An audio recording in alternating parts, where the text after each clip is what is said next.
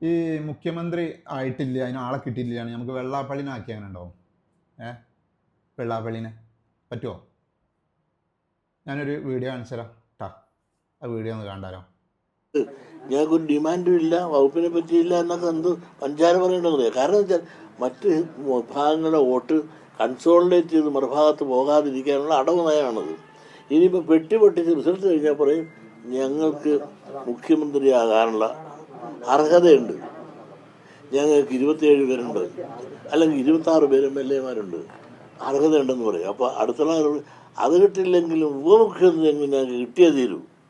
ഇത് പറയുമ്പോൾ ഈ ഇരിക്കുന്നവർ, ഈ ബാക്കി ഘടകകക്ഷികൾ ഇരിക്കാൻ പറയുമ്പോൾ കിടന്നു കൊടുക്കുന്ന ആളുകളാണ്. അവർ പറയും തന്നേക്കാവേ എന്ന് പറയും.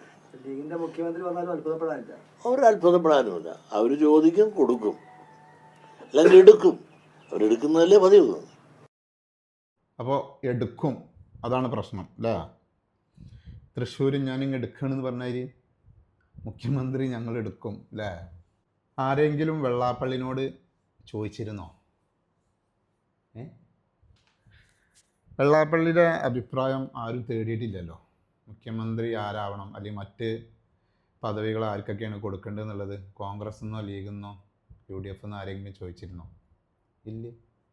പിന്നെ എന്തിനാണ് വെള്ളാപ്പള്ളി അഭിപ്രായം പറയുന്നത്?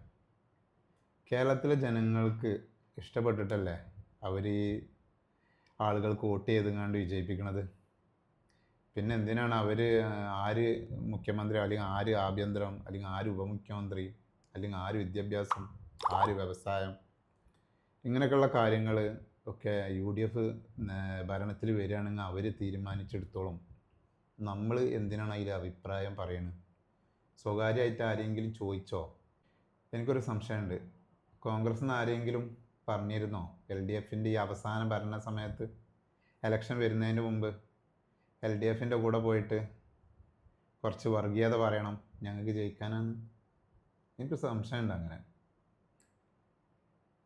ലീഗിനും കോൺഗ്രസിനൊക്കെ ഒരു സംശയം ഉണ്ടായിരുന്നു, ഇപ്രാവശ്യം ഒരു ഇലക്ഷൻ വന്നു കഴിഞ്ഞാൽ ജയിക്കാൻ പറ്റുമോ, ഭരണം കിട്ടുമോ, എത്ര സീറ്റ് കിട്ടും എന്നൊക്കെ ഉള്ളത്.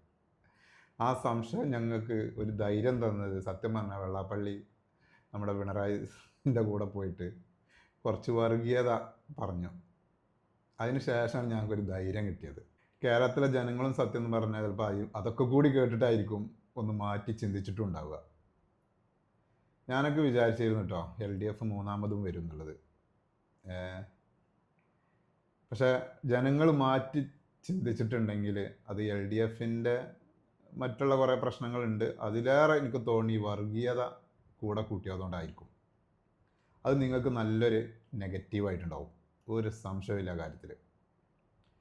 കേരളത്തിൽ ഇതുപോലുള്ള ആളുകളൊന്നും വളരൂല. കേരളത്തിലെ ജനങ്ങൾക്ക് അത് ഇഷ്ടമല്ല. അത് കേരളത്തിൻ്റെ പുറത്ത് ചിലപ്പോൾ നടക്കും, കാരണം അത്രയും വിദ്യാഭ്യാസം അവിടെ ഉള്ളൂ.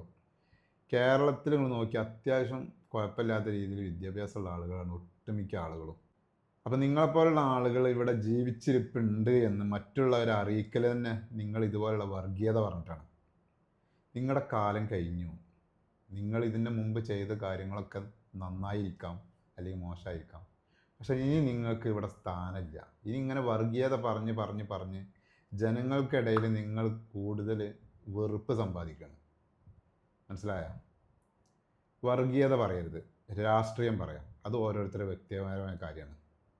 അതെനിക്ക് എൻ്റെ രാഷ്ട്രീയമുണ്ട്, നിങ്ങൾക്ക് നിങ്ങളുടേതായ രാഷ്ട്രീയമുണ്ട്. പക്ഷെ ഒരിക്കലും വർഗീയത പറയാൻ പാടില്ല. കേരളം അങ്ങനത്തെ അതിന് പറ്റിയൊരു മണ്ണേ അല്ല.